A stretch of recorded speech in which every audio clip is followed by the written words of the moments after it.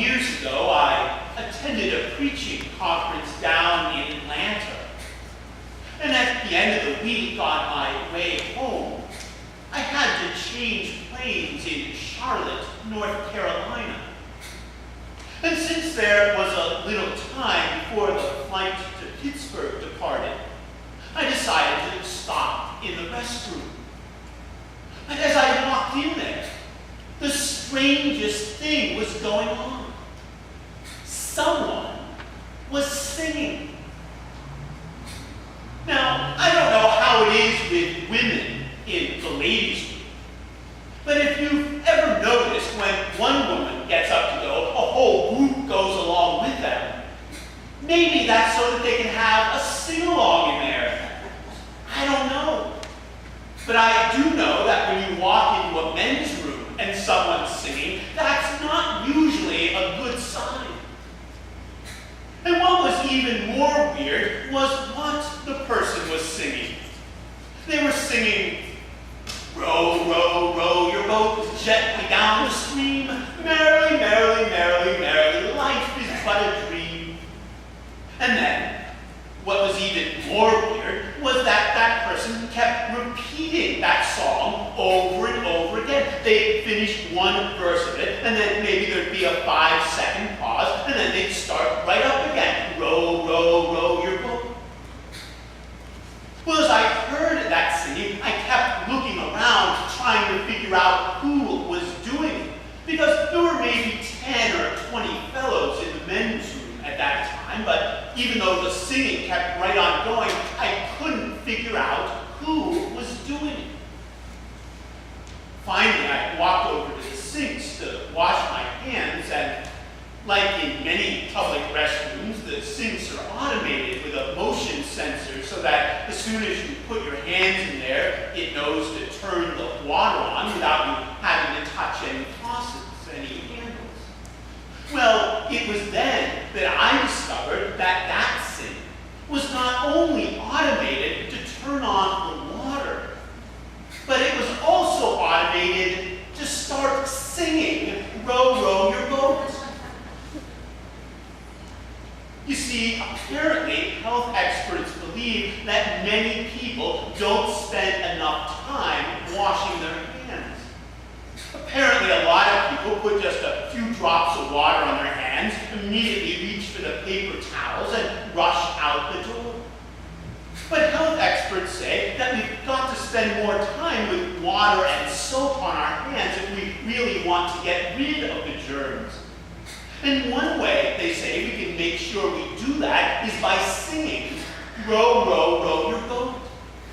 The idea is that if we take at least as much time washing our hands as it takes to sing that song, we'll probably end up doing a pretty good job of getting rid of the germs. So the next time you walk into a restroom and hear someone singing, that might be the reason.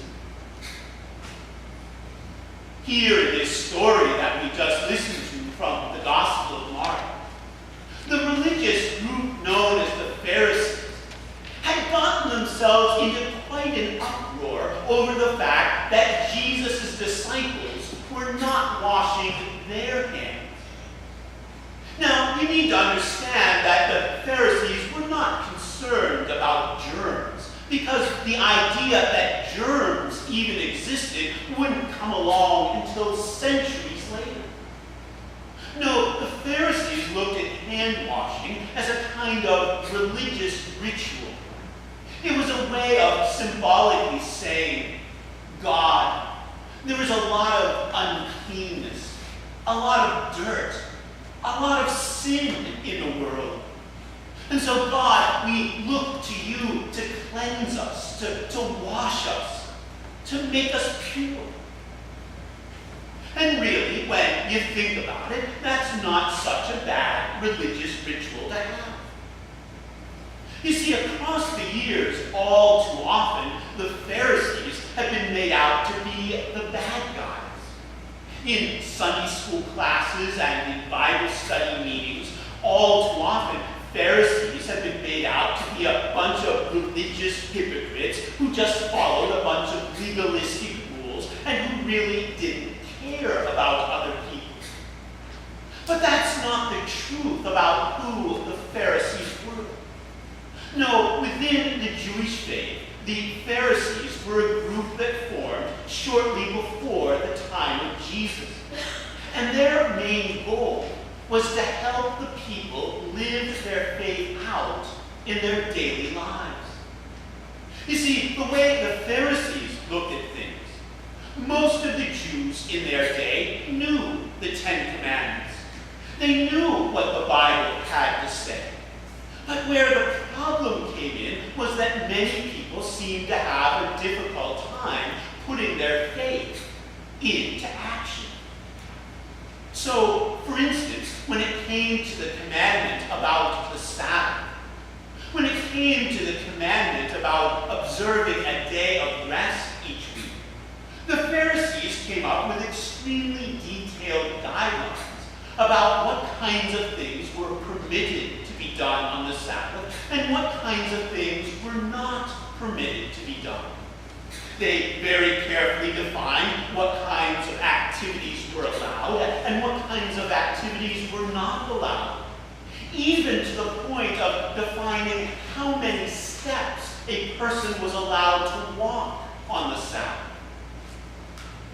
Nowadays, we might be tempted to shake our heads and say, well, wasn't that a bit silly? Weren't they going a bit overboard, coming up with so many rules? But look at us today. We've gone to the opposite extreme, where we have virtually no guidelines that we follow when it comes to the Sabbath. And what's the result? The result is that very few Christians today observe the fourth commandment. Very few Christians today observe a day of rest each week. So we might shake our heads at the Pharisees for coming up with all those rules for the people of their day to follow when it came to the Sabbath. But they weren't doing it to be mean. They weren't doing it to be a bunch of killjoys. No, they simply were doing what they could to help the people of their day live their lives the way that God wanted them to live. But even when people start out with the best of intentions, like the Pharisees did, it is possible to get too carried away.